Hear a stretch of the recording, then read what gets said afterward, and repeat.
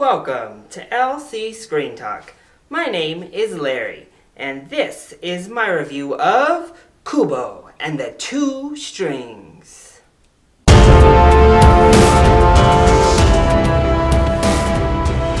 have loved all three of the films that have come out of Laika Studios.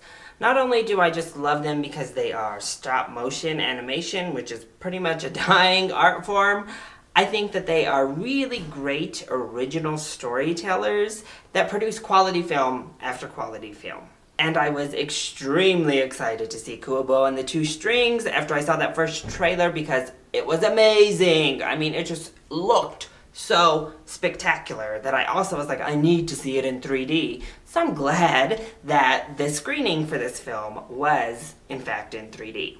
And thankfully, I can report that Laika is definitely 4 for 4 at this point because Kubo and the Two Strings was a magnificent adventure. So the most glaring positive this film has going for it is the animation. It is completely gorgeous, and I actually think this is the best animation work that Laika has produced. It is spectacular what they're able to accomplish in this film. These set pieces are so gorgeous.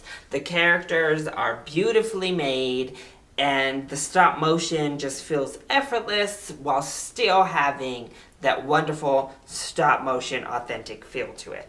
And I think the 3D was also really well done. It added great depth to the story. You had those few little fun pop out moments, but really, I mean, it's so wonderful what they're able to create. And the paper folding, everything, just everything across the board. This movie is completely stunning. But I also loved the fable, really historic feel and story that we have going on here.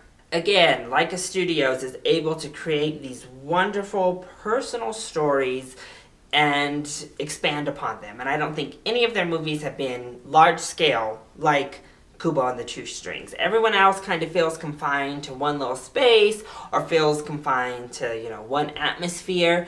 Kubo breaks free of that, and really it feels large. It feels like a huge land, a world-building experience is taking place here.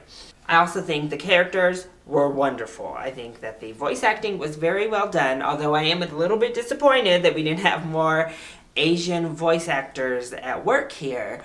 But the people they did choose to employ were very good at their job. And I think that they went for this because while critically lauded, their past films have not been big box office successes, and these films are not cheap to make. So I think they went for the big name actors and the big name talent to hope that people will recognize the talent and come out and support this film.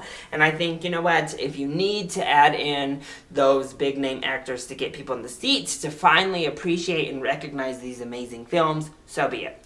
So Charlize Theron was wonderful. I thought she brought so much to her role. Matthew McConaughey was also very charming. Not quite as good as the rest of the voice cast, I don't think, but still very good. Art Parkinson played Lil Kubo.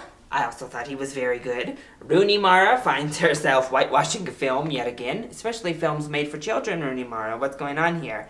But at least this time, she added to the film, unlike Pan, where anyone could have played her role. She added a lot of great aspects to her role. I knew it was Rooney Mara, so I never was able to escape that, but I still thought she did a very good job. Ralph Fiennes has a very small role here, but a very good role. I thought he played the grandfather extremely well. He added so much to the small amount of screen time that his character had. And then we had George Takei was in here, the only big name Asian talent. Again, added in the small amount of time he had. Also, it was so fantastic to just see a storybook-like story brought to life in this fashion.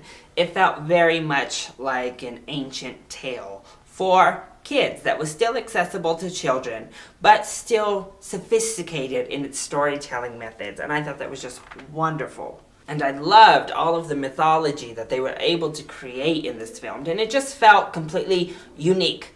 And that's, again, that is Laika's specialty, bringing these unique stories with a very unique storytelling device of stop motion animation to life on the big screen for children and also for adults, because I think this film is just accessible from top to bottom across all ages. I think you'll enjoy it. I did have some problems with Kubo and the Two Strings though, and one of them actually does have to do with that storytelling. I think it gets a little bit convoluted, gets a little bit confusing, and I really didn't like the ending, like at all.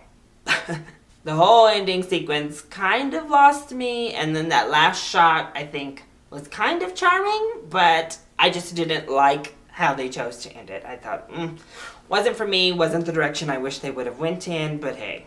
The rest of the movie was good enough that I'll let that slide. Also, there were twists in the story that I don't think really were twists. I mean, you saw them coming as soon as they were introduced pretty much, so you were able to forecast them a million miles away. I'm also wondering if this might have a few too many scary moments for kids. It gets pretty dark and it gets pretty intimidating, but hey, if they can sit through Coraline, they can definitely sit through this. But overall, this is a completely enchanting, wonderfully, impeccably made stop-motion animation film that I hope gets the box office and support that it deserves. Go out and see this one. Pay full price. See it in 3D because I do think the 3D adds to it. I'm not sure if this is going to be playing in IMAX 3D. I think maybe Pete's Dragon is taking up those screens. I'm not sure.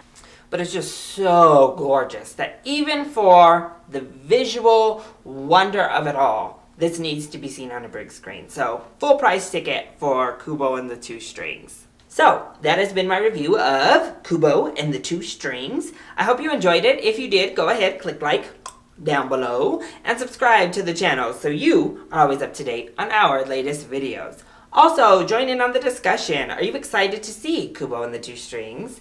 And what is your favorite stop-motion animated film? Let me know either in the comment section down below or hit me up on Twitter. I love you all so much for your support. Mwah! Thank you for watching, and I'll see you next time. Bye!